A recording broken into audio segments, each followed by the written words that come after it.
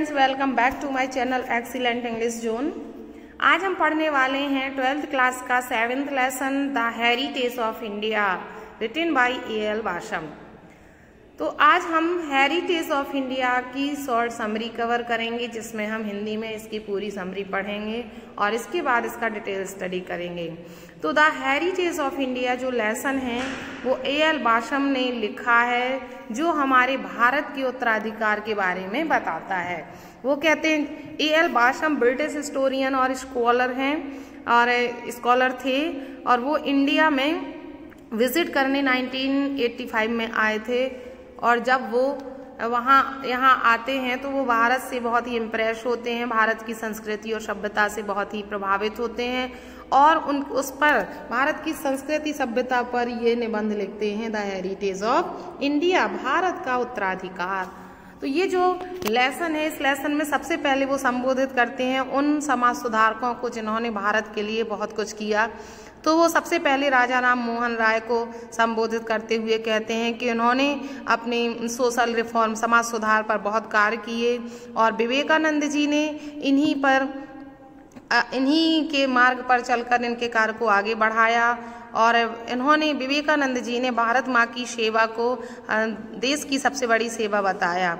और जो हमारे महान भारतीय मुख्य जो हैं महात्मा गांधी, इन्होंने सोशल सर्विस को रिलीजियस ड्यूटी बताते हुए, धार्मिक कर्तव्य बताते हुए इस कार्य को आगे बढ़ाया। तो ये कुछ समाज सुधारक हैं जिन्होंने भारत के लिए बहुत कुछ किया।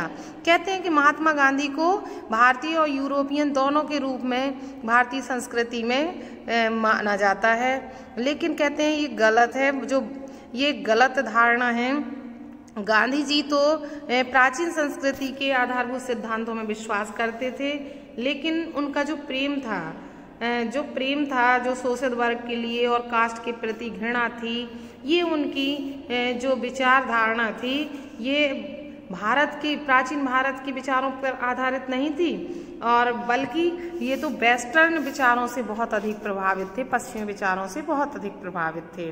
तो वो कहते हैं कि इनके जो गांधी जी के और पूर्वज थे वो बहुत ही ऑर्थोडॉक्स थे, रूढ़िवादी थे और उन्होंने भारत की ये रूढ़िवादिता को खत्म करने के लिए और उन्हें समान लाने के लिए बहुत कार्य किए। जबकि इनके जो पूर्वज थे, महात्मा मराठा ब्राह्मण बीजी तिलक और गांधी जी के जो इम्पेसेंट ल्यूटिनेंट थे, सहायक सुभाष चंद्र बोस, ये अधिक ऑर्थोडॉक्स थे।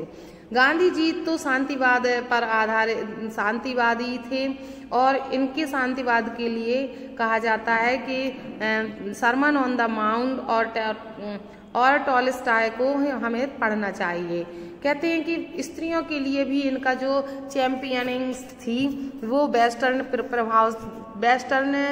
संस्कृति से प्रभावित थी। तो इस तरह से वो कहते हैं कि भारतीय होते हुए भी गांधी जी पश्चिमी संस्कृति से प्रभावित हुए और उन्होंने अपने देश में कई चीज़ों उससे प्रभावित होकर देश की कई कुरीतियों को दूर करने का प्रयास किया। और उन्होंने सबसे पहले तो जाति प्रथा का उल्लंघन किया और समानवाद पर उनके विचार थे वो बहुत ही सराहनीय थे। अपने कई सराहनीय जो समाज सुधारक थे उनका अनुसरण करते हुए गांधी जी ने भारतीय संस्कृति को नई दिशा दी और उसको शताब्दियों की निष्क्रियता से उबारा। कहते हैं कि कोई भी भारतीय ऐसा नहीं होगा जिसे अपनी प्राचीन संस्कृति पर गर्व ना हो। कहते हैं कि कोई भी बुद्धिमान भारतीय ऐसा ना होगा जो अपने देश के विकास और उन्नति के लिए देश की बुरी परंपराओं को त्यागने के लिए तैयार ना हो। हमारा जो पॉलिटिकल और इकोनॉमिकल इंडिया है वो उस समय बहुत सारी डिफिकल्टीज को फेस कर रहा था और कोई भी उसकी निश्चित भविष्यवाणी नहीं कर सकता था, लेकिन ये भविष्यवाणी बिल्कुल निश्चित थी कि आने वाली पीढ़ी के जो भारतीय होंगे वो किसी की अंधे होकर नकल नहीं करेंगे और ये भी विश्वास था कि वो अपनी परंपराओं में अडिग रहेंगे और अपने देश की संस्कृति के प्रति जागरूक रहेंगे। कहते हैं कि स्वतंत्रता के 7 साल बाद भी जो भारतीय डेनिग्रेशन की फीलिंग थी, जो फैनाटिकल कल्चरल चाउनिज्म था, जो संस्कृति के प्रति उन्माद था, वो धीरे धीरे डिसअपियर हो रहा है। यहाँ पर उन्माद का मतलब है उन परंपराओं के प्रति जो बुरी थी फिर भी लोग उनमें लगे हुए थे। तो कहा जा रहा है कि जो अननेसेसरी कस्टम्स थी उनको लोग त्याग रहे थे और अच्छी परंपराओं में अडिग थे। कहते हैं पास्ट में, प्राचीन समय में बहुत सारी संस्कृति सभ्यता हमारे देश में आई। हमारे देश में बहुत सारे लोग आए, जैसे कि European, Mesopotamian, Iranian, Greek, Roman, Scythian, Turkish, Persian, अरब, बहुत सारी प्रजातियों ने हमारे देश पर आक्रमण किया और उन्होंने अपनी संस्कृति को हमारे देश के लोगों के ऊपर जबरदस्ती लादा, हमारी संस्कृति को प्रभावित करने की कोशिश की। लेकिन हमारी संस्कृति ने सिंथेसिस करने का काम किया, सभी संस्कृतियों को अपनी संस्कृति में समाहित करने का कार्य किया और सबको अपनी संस्कृति में मिलाकर एक कर लिया। ये है हमारी संस्कृति, जो कभी जिसके कई प्रभाव उस पर पड़े और कई प्रभावों में आकर वो प्रभावित हुई, लेकिन धीरे धीरे उसने दूसरी संस्कृति को अपने में ही समाहित कर लिया। तो कहते हैं कि ये जो संस्कृति सभ्यता है हमारी, हिंदू सिविलाइजेशन है, लेखक कहता है कि ये कॉन्टिन्यू रहेगी, ये कभी समाप्त नहीं होगी। हमारे देश के लोग अपनी सभ्यता और संस्कृति को हमेशा बनाए रखेंगे। कहते हैं कि भागवत गीता कभी लोगों को क्रियाशीलता की शिक्षा देना बंद नहीं करेगी, उपनिषद विचारशीलता की शिक्षा देना बंद नहीं करेंगे और जो भारतीय जीवन शैली का आकर्षण और शोभा है, चार्म और ग्रेशियसनेस, वो कभी समाप्त नहीं होगा। कहते हैं कि लोग हमेशा महाभारत और रामायण के नायक नायिकाओं की और loves of Dushyant and Shakuntala and Pururava and Urvashi, Dushyant और शकुंतला की और पुरूरवा और उर्वशी की प्रेम कहानियों को हमेशा पढ़ना पसंद करेंगे। मतलब वे हमेशा अपने ग्रंथों की कहानियों को पढ़ना पसंद करेंगे और हमेशा उनसे प्रेरणा लेते रहेंगे। कहते हैं कि जो हमारी जीवन शैली है, शांत और प्रसन्नता भरी जीवन शैली, वो हमारे भारतीयों के जीवन में हमेशा छाई रहेगी और वह कभी समाप्त नहीं होगी। और जो पश्चिमी भागदौड़ के तौर तरीके हैं, जो पश्चिमी जीवन शैली है, और उससे प्रभावित ना होकर अपनी शैली पर अडिग रहेंगे। कहते हैं कि प्राचीन समय में हमारे देश में बहुत सारी ऐसी परंपराएं थीं जो यूजलेस थीं और बहुत सारी बहुत अच्छी थीं। तो जो यूजलेस थी उन्हें तो कब का समाप्त कर दिया गया है। कहते हैं कि वैदिक युग में जो कुछ परंपराएं थीं, कुछ है जैसे कि बलि देना, विडोज मैरिज, जो विडो को विधवा को जलाना, उसके हस्बैंड की पायर के साथ, चिता के साथ, लड़कियों की बचपन में शादी कर देना और छुआछूत जैसी भावनाएं, ये कब की समाप्त हो गई हैं।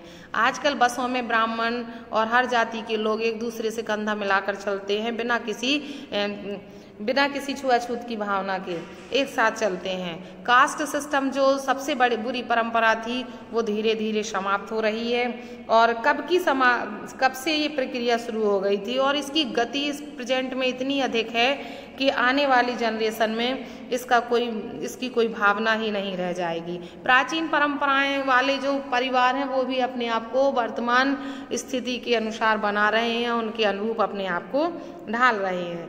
कह रहे मेन पॉइंट लेखक ये कह रहा है कि सब कुछ बदल रहा है। इसकी जो बुरी प्रथाएं थी वो बदल रही हैं, देश का रूप बदल रहा है, दिन प्रतिदिन परिवर्तन आ रहा है, तेजी से परिवर्तन हो रहा है।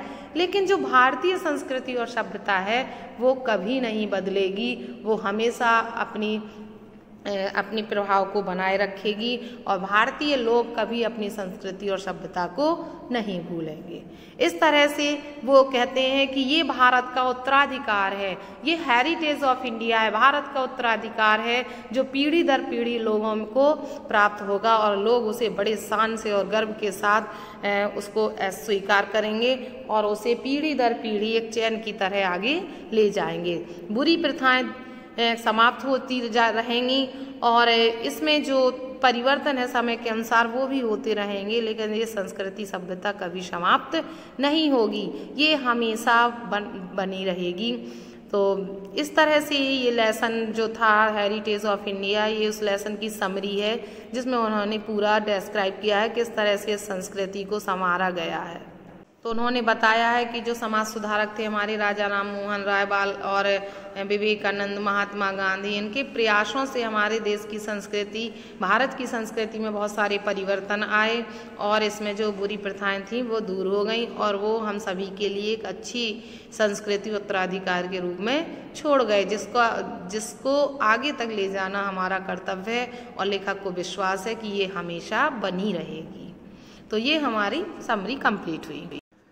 तो मिलते हैं नेक्स्ट वीडियो में इस लेसन की डिटेल स्टडी के साथ। वीडियो अच्छा लगा हो तो वीडियो को लाइक करें, अपने फ्रेंड्स को ज़्यादा से ज़्यादा शेयर करें और अगर आप इसी तरह से पूरा कोर्स कंप्लीट करना चाहते हैं या आपने इससे पहले के लेसन्स नहीं पढ़े हैं तो मेरी चैनल से जुड़े रहें। Thanks for watching video.